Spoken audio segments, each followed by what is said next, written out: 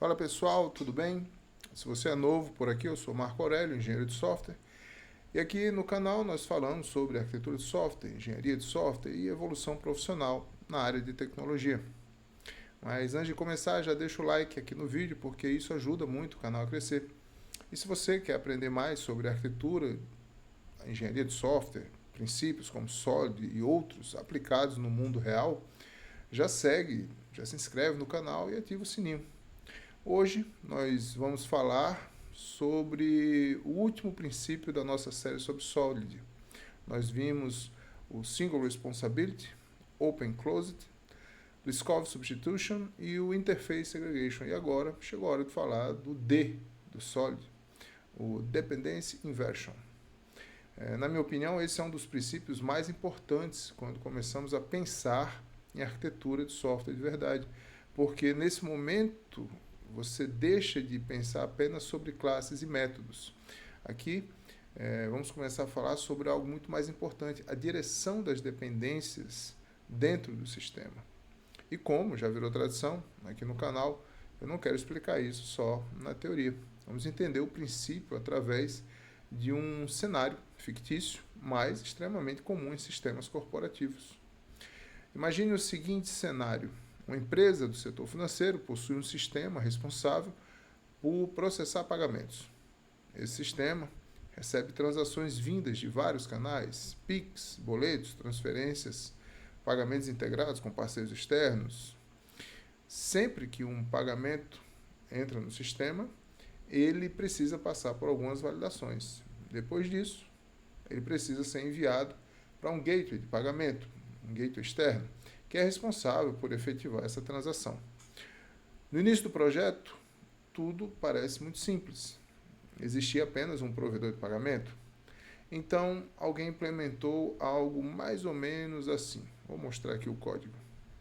À primeira vista, esse código ele parece simples. A classe processador de pagamentos recebe um pagamento e ele envia esse pagamento para um gateway.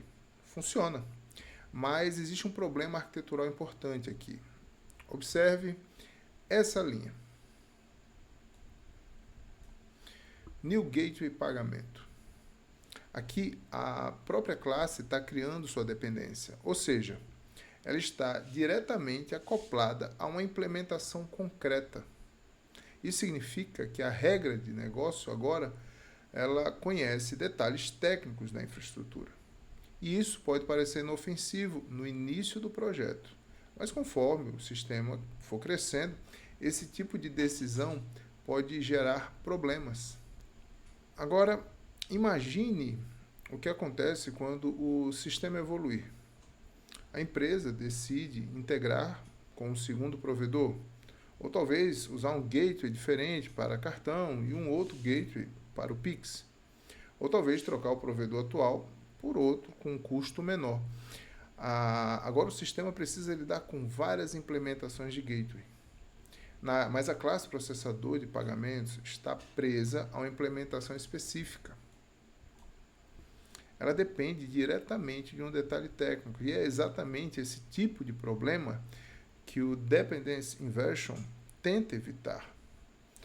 O princípio da inversão de dependência diz o seguinte: módulos de alto nível não devem depender de módulos de baixo nível. Ambos devem depender de abstrações. E também diz: abstrações não devem depender de detalhes. Detalhes devem depender de abstrações. Vamos traduzir isso aqui para o nosso exemplo. O processador de pagamento representa uma regra importante do sistema. Ou seja, ele é um módulo de alto nível. Já o gateway representa um detalhe técnico, uma integração externa. Ou seja, ele é um módulo de baixo nível. O problema é que o módulo de alto nível depende diretamente do módulo de baixo nível.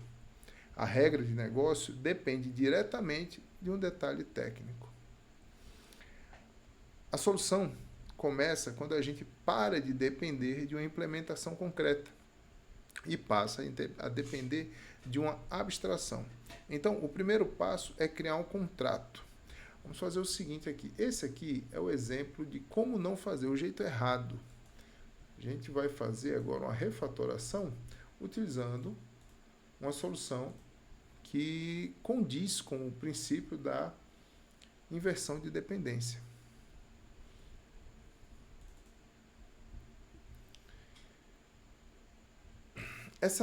Aqui nós temos uma solução similar ao jeito errado, só que, se vocês observarem, nós temos aqui uma interface. Essa interface define apenas o que o sistema precisa. Ela diz o seguinte: qualquer coisa que queira atuar como um gateway de pagamento precisa ser capaz de enviar um pagamento. Perceba que essa interface não sabe qual é a API, qual é o provedor, que biblioteca HTTP será utilizada. Ela define apenas a capacidade necessária para o sistema funcionar. Agora sim, podemos criar uma implementação concreta desse contrato. Então, podemos ter aqui a implementação dessa interface aqui, da Gateway Pagamento. Nós criamos a sua implementação Gateway Banco Central.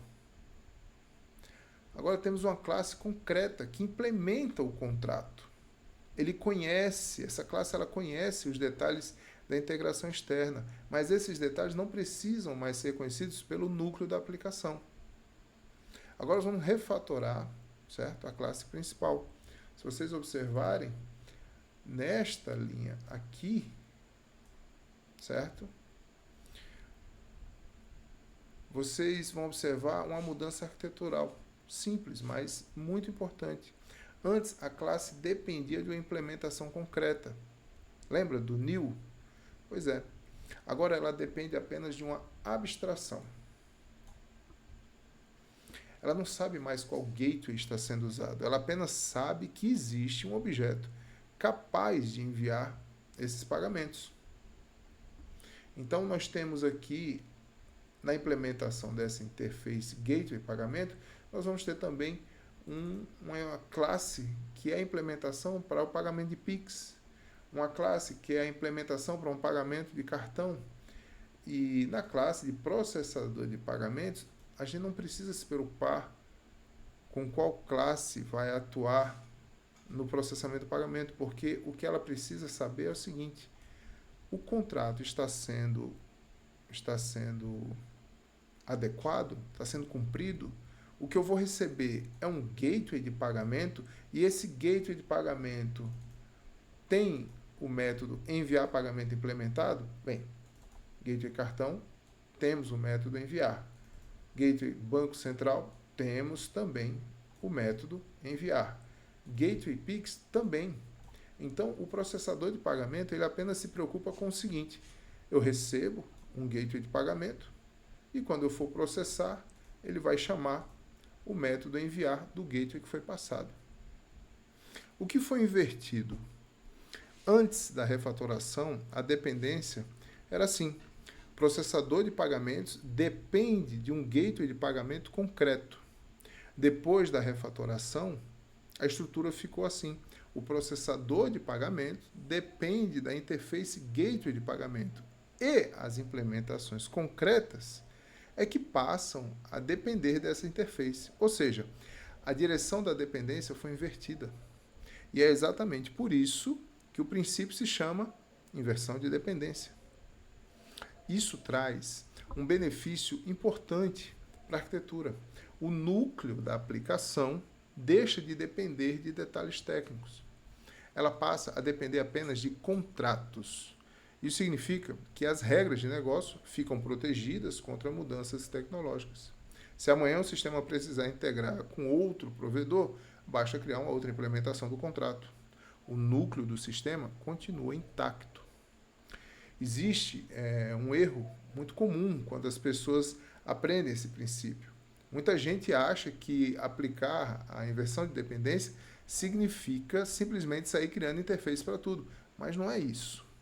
O objetivo desse princípio não é usar interface, o objetivo é controlar a direção das dependências da arquitetura. A pergunta mais importante aqui é: quem deveria depender de quem? O núcleo do sistema deveria depender de detalhes técnicos? Ou detalhes técnicos deveriam depender do núcleo? Quando estudamos arquiteturas mais modernas, como Clean Architecture, Hexagonal, Onion, esse princípio aparece novamente. Todas essas arquiteturas seguem a mesma ideia. O núcleo do sistema não deve depender de infraestrutura. O domínio define o contrato e as camadas externas implementam esses contratos. Ou seja, o domínio permanece estável mesmo quando a tecnologia ao redor muda. Então, vamos resumir a inversão de dependência. Ela diz: módulos de alto nível não devem depender de implementações concretas. Ambos devem depender de abstrações. E os detalhes técnicos devem depender dessas abstrações. Quando aplicamos esse princípio corretamente, criamos sistemas que serão menos acoplados, mais flexíveis, mais fáceis de evoluir e muito mais sustentáveis ao longo do tempo. E com isso, nós chegamos ao final da série sobre Solid.